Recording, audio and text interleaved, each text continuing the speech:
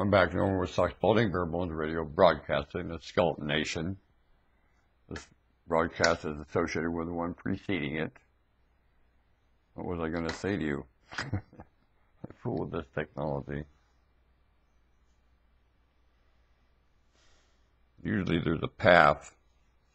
I was talking about tracing sources.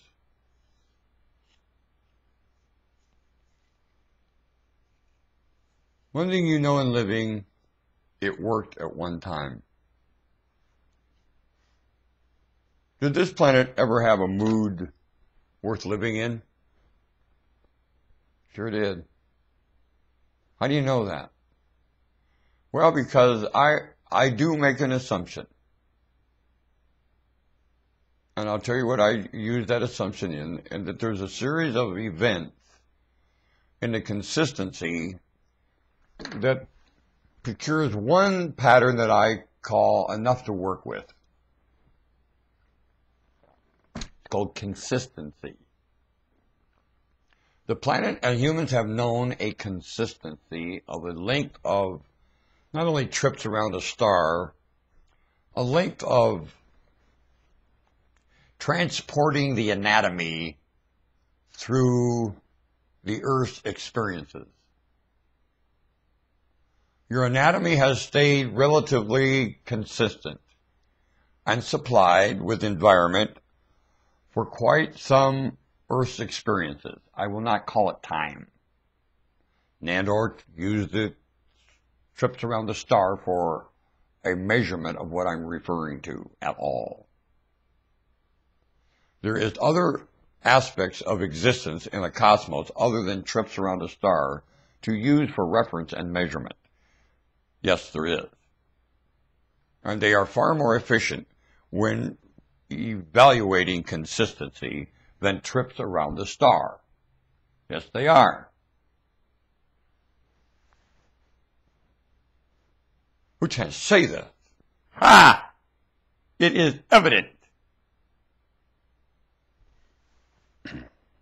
And there's more self-evident than the fact that humans are mutual and are never ever equal in any way, shape, or form. That is very self-evident. You don't know a damn thing about equal, and you are absolutely the virtual impediment of mutual. You are a demand of it, a commandment of it, far greater than any commandment you have about anything or any other commandment. It is mutual. Do you understand me? Understand that absolute commandment. It is not a concept. It is an existence. And it provokes one thing, consistency. Oh, yes, it does. And that's all it provokes. Consistency. And you know all about it. In fact, that's all you know. And when you don't do that, you are broken. Kind of like a cup with a leak in it.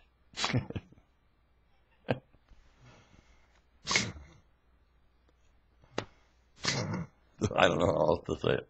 You're a cup with a leak.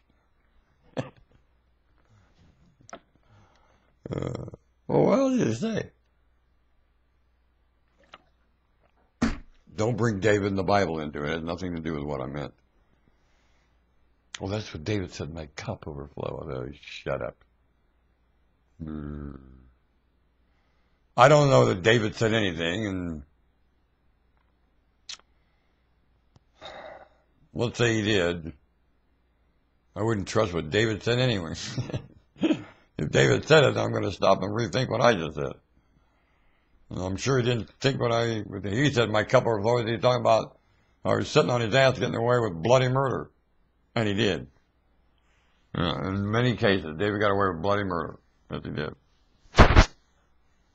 And got away with it. They patted him on the back.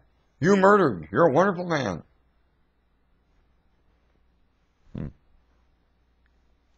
I'd like to leave here never murdering anyone. And believe me, the fact that I didn't, I regret. With all my heart. The point is, You know what almost came to my thought? Well, I do. I'll tell you something personal about my profile. I think I made an agreement not to do that because I've done so many in the past. This genetic experience, done a lot of murdering. Whew. It sure comes back. Oh, I flash on it.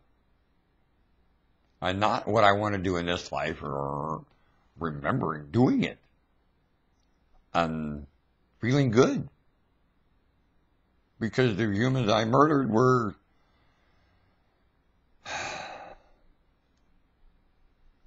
just so immature. It had nothing to do with hating them. It had nothing to do with being violent. Even though it's a violent act to murder someone, of course it is. Violent act to murder anything. An ant.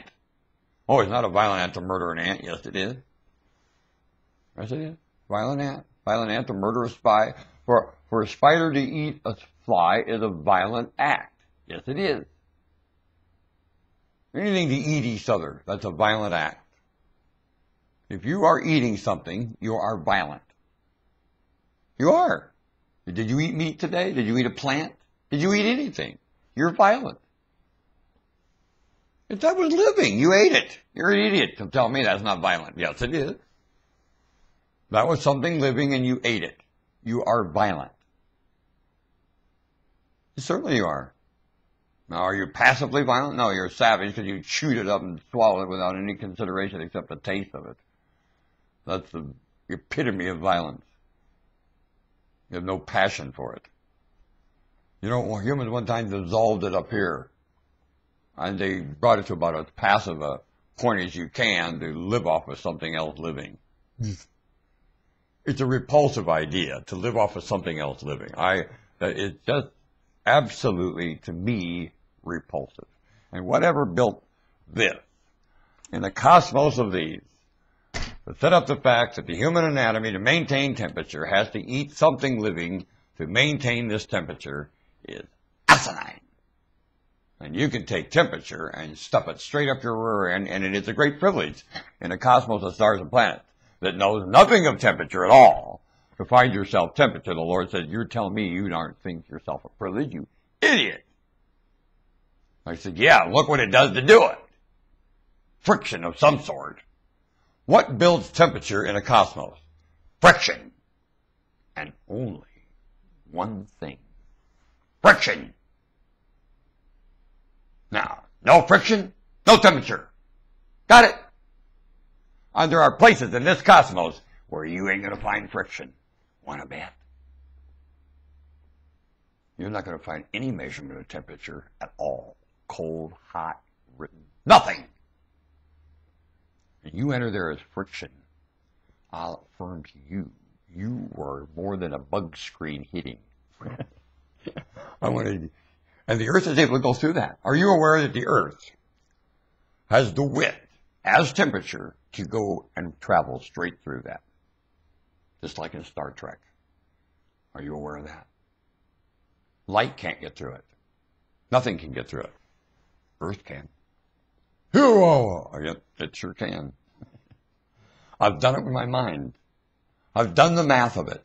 I've worked I've solved the equations of it. Yes, I have. I have. Put them on the blackboard and did it. Oh, well. I had the best teacher in the world. I built a ladder diagram